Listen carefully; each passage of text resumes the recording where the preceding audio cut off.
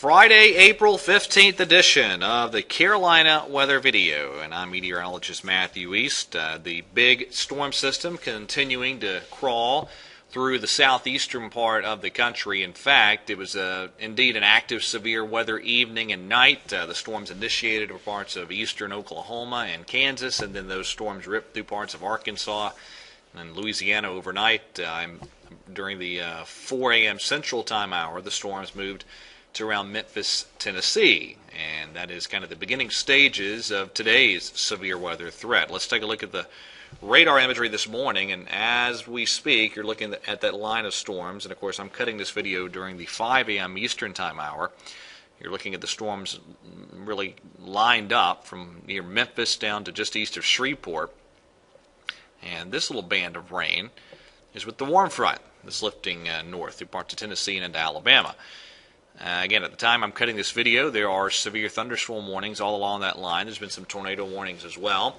Unfortunately, overnight, there were a couple of fatalities in Arkansas, in addition to the storms that, of course, were really significant over especially Oklahoma yesterday evening. What's driving all this is a big-time upper-level low. You can easily pick that out, centered over parts of Kansas this morning.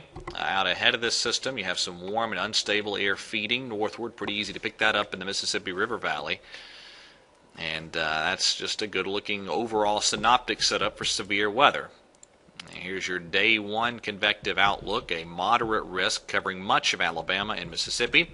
A broad slight risk, and that's your standard risk surrounding that. Let's get into the probabilities today. And also, let me note, you notice that we do see that slight risk into the western Carolinas. That would be as the activity begins to spread in very late tonight, early Saturday morning. All right, this is the tornado probabilities. Probably the most significant tornado threat today will be in Mississippi and Alabama this afternoon and this evening, as the afternoon round of convection fires off. Could be a couple strong tornadoes somewhere in that area as well. The hail probabilities, pretty decent hail threat today. The wind threat's quite high. I think overall, aside from the possibility of a couple strong tornadoes, there's going to be some pretty good wind damage reports in parts of Mississippi and Alabama, especially if this congeals into a squall line. Now let's get into the day two outlook, and there you go, covering pretty much all of the Carolinas, down into eastern Georgia, much of Virginia as well, up into parts of Maryland. And then the probabilities for day two, you don't break it out in day two into the specifics of tornado and wind and whatnot. It's just a broad severe weather probability, and that's a 30% area, roughly I-85 eastward in North Carolina and eastern South Carolina. And so what we're going to see happen here is as this upper level low begins to, it will actually begin to fill up a bit. That's how it looks this afternoon, and then here's how it looks Saturday morning.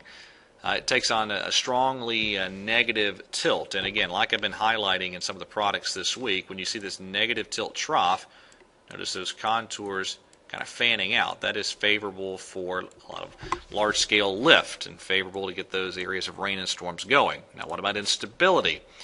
Tons of instability developing over Mississippi, spreading into Alabama, at least sufficient instability for severe weather, and up into Tennessee as well. That is as of 8 p.m. this evening. Now this is 8 p.m. tomorrow. Let's see, let me make sure I get my time frame right. Yeah, that is 8 p.m. this evening. This is 8 a.m. Saturday, and you see a little bit of that instability. That's the shading there is the lifted index, and when that gets into the negative category, that's at least some degree of instability. And then here you are by early afternoon Saturday, and some decent instability values covering a good chunk of South Carolina into North Carolina. So how does the modeling look with precip with this? Here's the GFS, and this is this morning and early afternoon's precip. This is afternoon into evening, and there you go. The significant activity really breaking out in Mississippi, Alabama, into Tennessee. The Piedmont stays dry today, but tonight we'll see the showers spreading on in with time. That's the precip through 2 a.m., and that is 2 a.m. to 8 a.m. right there. So we'll see showers spread in, and as soon as late tonight, that's when we could begin to see some thunderstorms involved. But probably our biggest severe weather threat will be for the I-85 corridor during the morning hours tomorrow. So look for rain and storms that will develop and then gradually push eastward through the day. And we'll have to watch the damaging wind and isolated tornado potential with this system, maybe some degree of hail as well. On the Canadian, there's today's precip. That's tonight's precip, and then that is the precip during the day tomorrow. Pretty good rain event. Let's go to the European. This is the afternoon and evening precipitation. And then the European really ignites the activity over Alabama this evening. And that then spreads into the western Carolinas, I-85 north and west by daybreak tomorrow or so. And then you'll see that system slowly advancing eastward through the region. That's the precip 8 a.m. to 2 p.m. tomorrow, and then that is 2 p.m. to 8 p.m. tomorrow. In terms of rain amounts, this is what the HPC is putting out, and I'm in agreement with this, although I will say there could definitely be some higher totals than what's indicated here in the mountains. But a broad 1-inch type rain, give or take some, is what you can expect across much of the Piedmont, some areas with less. Some areas could get a decent amount more if you see some training of some of those cells tonight and tomorrow. Behind the system, Sunday, Monday, very quiet. The next chance of showers and storms probably not until around Friday of next week. Okay, that is it for today's edition of the video.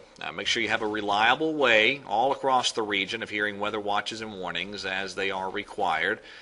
And I always recommend everybody, every home, business, place of worship having a NOAA weather radio. And this is no exception with this system as well. All right, that's it for today. Have a great Friday, a great weekend, and God bless.